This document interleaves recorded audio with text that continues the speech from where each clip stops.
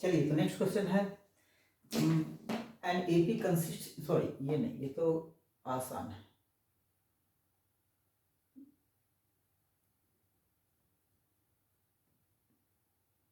नहीं, ये तो है, सही क्वेश्चन है। क्वेश्चन है 8 नंबर यहाँ, N AP consist of 50 terms of which third, जिसके पास बुक नहीं है बुक लेके प्लीज बैठ जाए, ठीक है। वो है exercise 5.2 class 10th, question number 8। N AP consist of 50 terms of which third term is 12 and the last term is 106। Last term दिया हुआ है 106 और फर्स्ट टर्म क्या है, नहीं थर्ड टर्म, ए थर्ड ये दिया हुआ 12 और एन दिया हुआ है कितने टर्म है टोटल 50, ठीक है। अब पूछ रहा है 29 टर्म, चलिए ए 29 पूछ रहा कि ये क्या है, ठीक है। एक्सरसाइज 5.2 क्वेश्चन नंबर 8, जिस प्रकार हो आप देख ले, an AP consist of 50 terms of which third term is 12 and the last term is 106, then find the 29th term, ठीक है। अब ये लास्ट टर्म 106 और n equal to 50, total number of term 50 है। बस यही समझना है, इस चीज को समझना है कि l इक्वल टू 106 दिया हुआ है, मतलब लास्ट टर्म दिया हुआ है 106 106 और टोटल नंबर ऑफ टर्म कितने हैं 50। इसका मतलब हुआ कि इस AP का नंबर ऑफ टर्म है 50 और लास्ट टर्म है 106। इसका मतलब ये जो है n50 यही तो लास्ट टर्म नहीं है, बिल्कुल यही है। मतलब L equal to A50 equal to 106। अब A50 106 दिया हुआ है तो A50 को हम क्या लिखते हैं, A50 को क्या लिखते हैं A प्लस 49D, ये तो आपको पता है। और दे रखा है थर्ड टर्म 12, तो ये 12 है कौन सा term third, A3 equal to 12 equal to A plus 2D, यही है ना। अब ये दोनों इक्वेशन है। अब आप नेक्स्ट स्टेप में क्या लिखेंगे, ये इक्वल टू 106 और 12, ठीक है। ये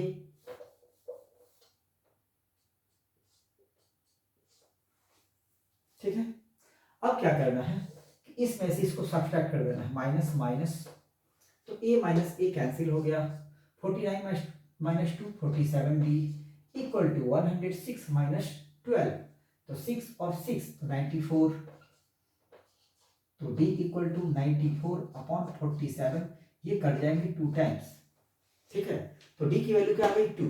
अब किसी भी क्वेश्चन या तो इसमें या इसमें किसी में भी d की वैल्यू रखेंगे आप तो a निकल जाएगी, ठीक है। A3 ऑलरेडी यहाँ पे मौजूद है, ठीक है। चाहो तो A3 ऐसे भी निकाल सकते हो, d है 2, तो इसमें से 2 माइनस करेंगे तो 10, 12 2 माइनस करेंगे 10, 2 माइनस करेंगे 8, 2 माइनस करेंगे 6, ऐसे ही लेफ्ट साइड में आ जाओ। ये तीसरा टर्म, ये दूसरा, ये पहला, तो फर्स्ट टर्म क्या हो जाएगा 8। चलिए हम निकालते हैं, इससे निकालते हैं a plus 2d equal to 12, a निकालना है हमें, a इक्वल टू 12 माइनस, ये उस तरफ जाएगा माइनस 2d, 2 इंटू 2 12 माइनस 4, तो क्या आ गया 8, ठीक है। पूछ रहा है A29 मार्टर, तो A29 का मतलब क्या हुआ, A29 का मतलब हुआ a प्लस 28d, ठीक है। a आपको पता है 8 प्लस 28 इंटू d की वैल्यू क्या है 2, अब ऐड कर दो, अब तो सिंपल है 6 5, तो आ गया 5 8 64, इसका मतलब 29 टर्म क्या है 64, ठीक है। नेक्स्ट क्वेश्चन जो लगे थोड़ा सा कि डिफिकल्ट हो मैं उसी को बनाने की कोशिश करूंगा। If the third term and ninth term of an AP दिया हुआ respectively which term of AP is 0, थोड़ा सा अलग लग रहा, ठीक है। यहाँ हालांकि इससे पहले जो हम लोग क्वेश्चन बनाए थे कि व्हिच टर्म इज -1 अपॉन 150, वो है कि नहीं। चलिए इसको देख लेते हैं, क्या कर रहा है थर्ड टर्म, मैं थोड़ा सा मिटा दूं,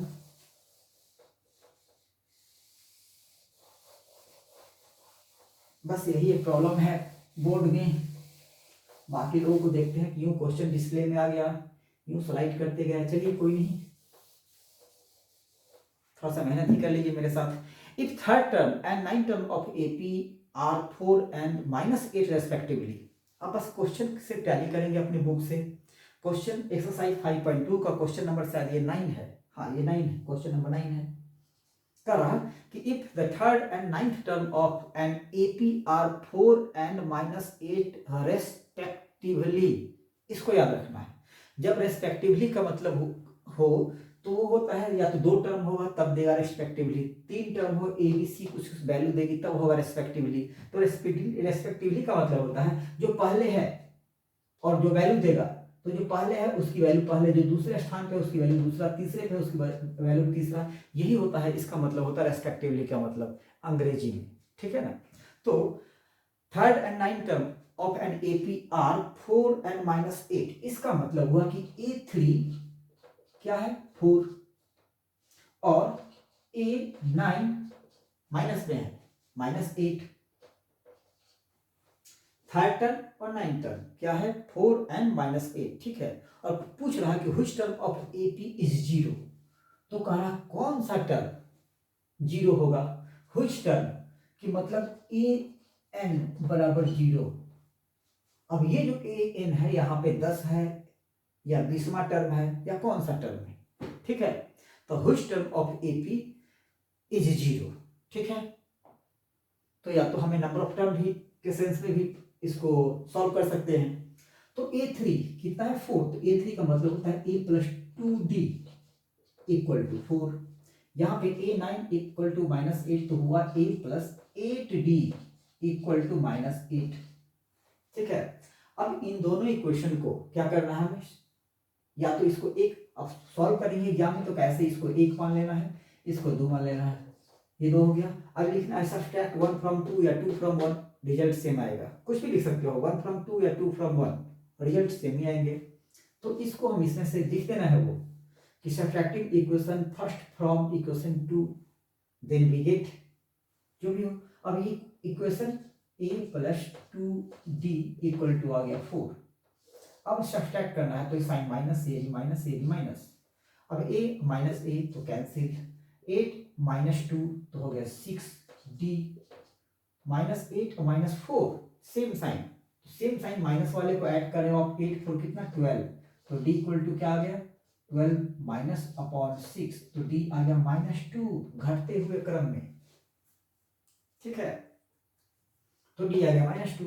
अब किसी इक्वेशन में D की वैल्यू पुट कर दो, सपोज मैंने इसमें पुट कर दिया A + 2 × -2 = 4। ये आ गया A माइनस प्लस माइनस -2 2 या 4 = 4। देन A = ये इस तरफ आएंगे तो 4 + 4 तो होगा क्या 8। अब A आ गया 8 और D आ गया -2। ठीक है। अब हमें लाना है क्या an 0। ठीक है। तो मान लेते हैं an वां टर्म मतलब लास्ट टर्म, तो लास्ट टर्म का फॉर्मूला क्या होता है an या l सेम है, लास्ट टर्म को हो या nवां टर्म को हो किसी एपी का अगर दिया हुआ है तो इस तरह से। तो an टर्म मतलब इस सेंस में लास्ट टर्म क्या होगा तो A + n - 1D, but L दिया हुआ है कितना 0। अब ये दिया हुआ है 0, तो क्या क्वेश्चन यही करा ना कि which term of AP is 0, तो ये 0 ले लिए। अब हमें निकालना है A क्या है 8 + n - 1, यही तो निकालना है, n की वैल्यू, D है -2। ठीक है। इसको सॉल्व करोगे तो आएंगे 8 - 2n + 2, ये मैं बतला चुका हूं। अब आ गया 8 2 कितना हुआ 10 - 2n। अब इसको इस साइड लाओगे, यहाँ 0 है पहले से 0, तो -2 इस साइड आएंगे तो हो जाएंगे +2, 0 + 2 0 + 2n तो आएगा 2n = 10। देन n की वैल्यू क्या आ जाएगी 10/2 = 5। इसका मतलब पांचवा टर्म इस सीरीज का जो दिया हुआ है क्वेश्चन में वो क्या होगा 0 होगा। क्वेश्चन का मतलब ये हुआ फिफ्थ टर्म। ठीक है कि फिफ्थ टर्म इस एपी का क्या होंगे 0 होंगे। नेक्स्ट क्वेश्चन की ओर बढ़ते हैं।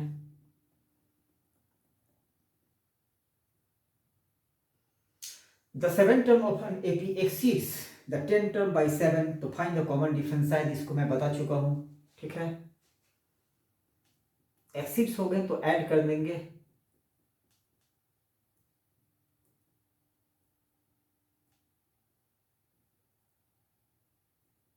Next, how many multiple of 4 lie between 10 and 250। अगर ऐसे क्वेश्चन हो, मैं एक बार एक क्वेश्चन ऐसे बतलाया हूँ 7 का मल्टीपल, तो ये काफी आसान होता है, लेकिन एक बार मैं फिर समझा दे रहा हूँ कि इस क्वेश्चन को करते कैसे हैं। वो 7 वाला मैंने समझाया था, इसमें कहा कि how many multiples of 4 lie between 10 and 250। इसको छोड़ देना है, क्योंकि बिटवीन बीच वाला पूछ रहा है। किसका मल्टीपल? 4 का। तो 4 का स्टार्टिंग में अगर टेबल पढ़ेंगे तो जो भी छोटा नंबर है तो आप पढ़ सकते हो, 4 2 या 8 3 या 12, तो पहला तो 12 हो गया, क्योंकि इसको छोड़ देना है। ठीक है, 12, उसके बाद होता है 16, उसके बाद हुआ 20, लेकिन इधर कैसे करें? तो क्या करते हैं हम, डिवाइड करते हैं 250 को 4 से, 6 बार 1 0, 2 टाइम्स 8 2, मतलब कि 250 में से 2 अगर कम होता तो ये पूरा डिविजिबल हो जाता। तो हम क्या करते हैं कि 250 में से 2 को माइनस करेंगे, इसका मतलब कि 248 जो नंबर है वो क्या है, 4 का मल्टीपल है, और वो 250 के बीच में है। तो 250 की जगह पे क्या आ जाएंगे, ये लास्ट टर्म क्या आ जाएगा, 248। अभी आपका सीरीज बन गया। ठीक है, ये आपके सीरीज बन गए, जिसमें a इक्वल टू है 12 और d इक्वल टू है 4 एंड l इक्वल टू हो गया 248। बस बन गया। अब l इक्वल टू जानते हो आप, l इक्वल टू होता है a plus n minus 1 d।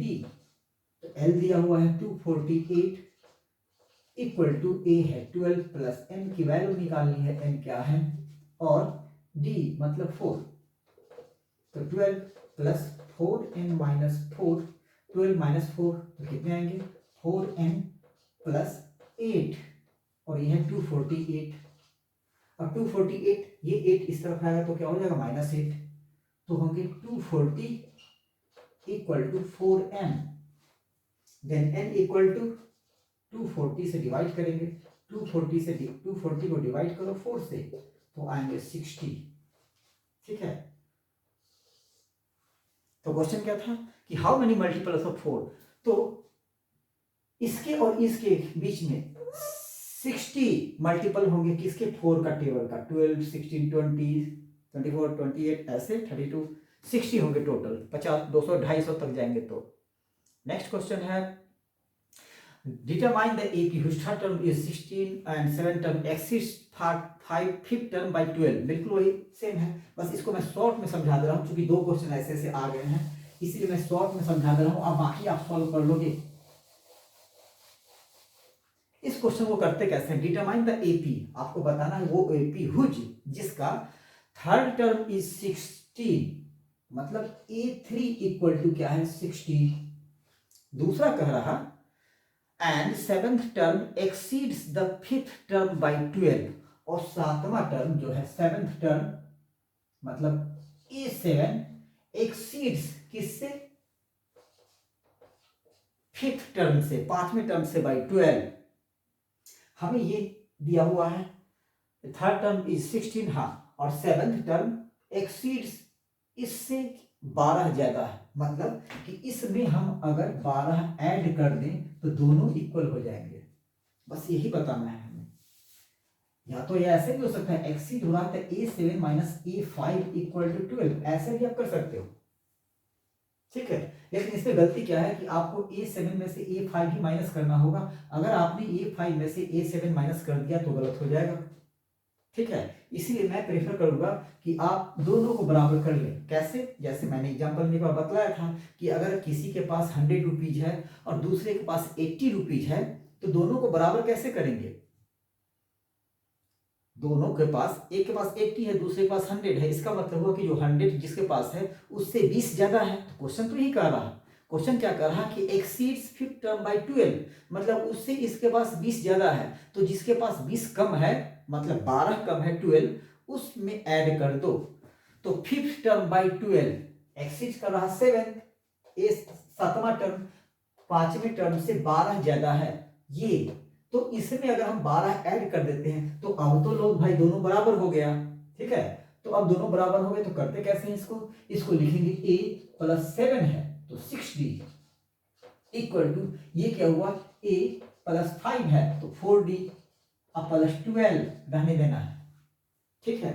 ये तो मैं आपको समझाने के लिए लंबा बनाता हूँ तो तुरंत बन जाएंगे, जैसे a से a को कट कर दो, आप कैंसिल हो गया, क्योंकि इस साइड आएंगे तो माइनस हो जाएगा, और इक्वलिटी का साइन है तो दोनों इक्वलिटी कैंसिल हो जाता है, ये a इक्वल इधर a तो दोनों कैंसिल हो जाएंगे। अब 6d और 4d, तो इसको इस तरफ लाओगे तो माइनस हो जाएगा 4d, तो 6d माइनस 4d तो कितने आएंगे 2d equal to 12, then d की वैल्यू क्या आ जाएगी 12/2 मतलब 6।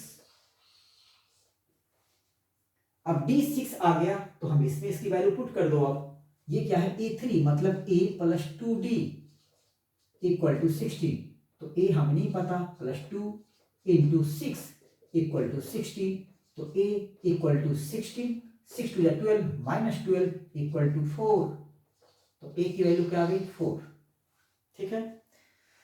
हाँ, अब AP पूछ रहा है तो पहला हो गया 4, दूसरा 6 ऐड कर देंगे तो 10, तीसरा 16, चौथा 22, ऐसे बढ़ते चले जाएंगे, सबके बीच में 6 का डिफरेंस आना चाहिए, 6 6 6, ये AP हो गया, ठीक है। नेक्स्ट क्वेश्चन,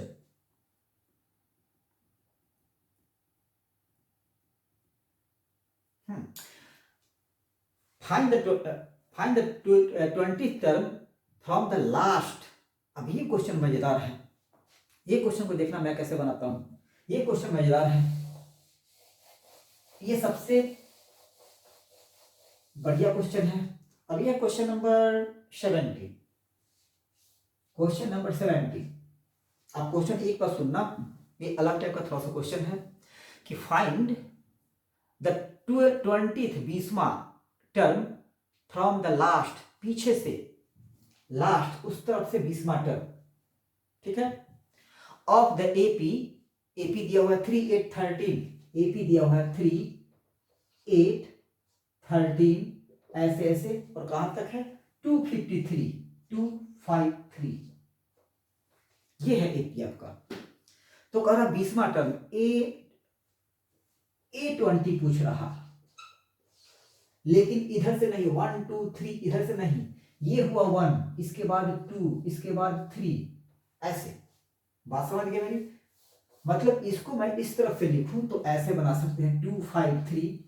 अब नेक्स्ट क्या होगा, ठीक है, तो यहां ध्यान देना है, कुछ नहीं करना है, ध्यान क्या देना है 3 8 13, तो ये कितना बढ़ रहा मतलब प्लस, तो अगर इसका डी आप निकालते हो तो क्या होता है 8 माइनस 3 तो हुआ 5, बट आप उल्टी तरफ से कर रहे हो तो डी क्या हो जाएगा -5, तो यहां पे डी क्या हो जाएंगे, अब आपकी जो सीरीज है ऐसे है -5, तो इससे 5 कम करेंगे तो 2 4 8, ज्यादा जाने की जरूरत नहीं है, अब आ जाएंगे 3, तो यहां पे डी क्या आ गया, पूछ रहा है A20 तक, तो डी क्या आ गया, डी आ गया -5, बस इतना ही जानना है, ठीक है। अगर ऐसे सीरीज लूंगा तो इसके डी होंगे d इक्वल टू 5, इस सीरीज के डी हुए 5, तो इस सीरीज के डी क्या हुआ है, d बराबर -5, ठीक है।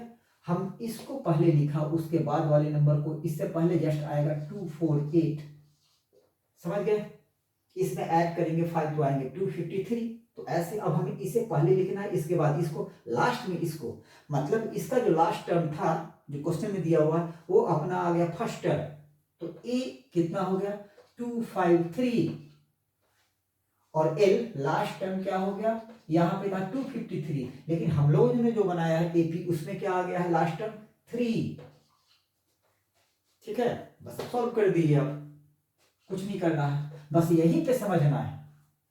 तो L इक्वल टू क्या होता है आपको पता है, A plus n minus 1 D L पता है, ए भी पता है आपको, डी भी पता है, तो एन निकालना है।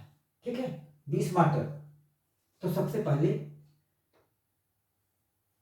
एल मतलब 3 equal to A 253 plus N,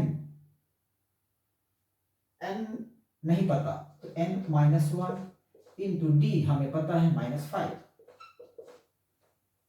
अब जब इसको आप सॉल्व करेंगे तो आएंगे 253 -5 इन +5। अब इन दोनों को ऐड कर दो आप, तो आएंगे 258 -5n। ठीक है, इसे इस तरफ लाओ या इसको उस तरफ ले आओ तो इसको इस तरफ लाओ, मतलब फाइनली क्या आएंगे, जब आप प्रैक्टिस करेंगे तो खुद समझ जाओगे आप। 258 -3। ठीक है, तो ये घटने के बाद आएंगे 255। अब n इज इक्वल टू आएंगे 255/5। लास्ट में 5 है, 5 से कट देंगे ये 5/51। अब ये 51 टर्म है यहां से लेके यहां तक।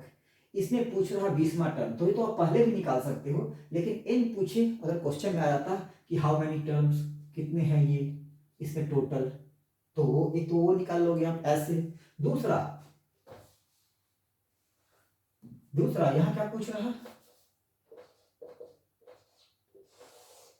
A20 तक। तो आपको पता है ना A20 का मतलब क्या होता है, A20 का मतलब होता है A + 19 D। तो आपको दोनों पता है, ये भी पता है, ये भी पता है, तो ऐसे 20वां टर्म निकाल दोगे आप। ठीक है, इससे क्या बेनिफिट हुआ कि अगर क्वेश्चन पूछता कि 20वां टर्म की जगह पर पूछता कि नंबर ऑफ टर्म्स कितने हैं इसमें, ठीक है, तो तब तो आप ऐसे भी निकाल सकते थे और ऐसे भी निकाल सकते हो, समझ गए। तो हमें अगर 20वां पूछ रहा तो डायरेक्ट यहीं से यहां तक करने के बाद सीधे 20वां टर्म आ जाएंगे, सीधे 2 मिनट में बन जाएगा। इस सबको आप भूल जाओ, सीधे बन जाएगा 2 मिनट में।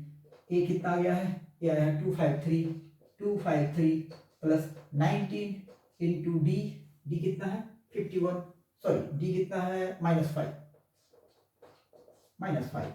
253 -95। अब इससे घटाएंगे आप 13 -5 8 4 14 -9 5 1, तो कितना आ गया 158। इसमें 20वां टर्म 158 होगा।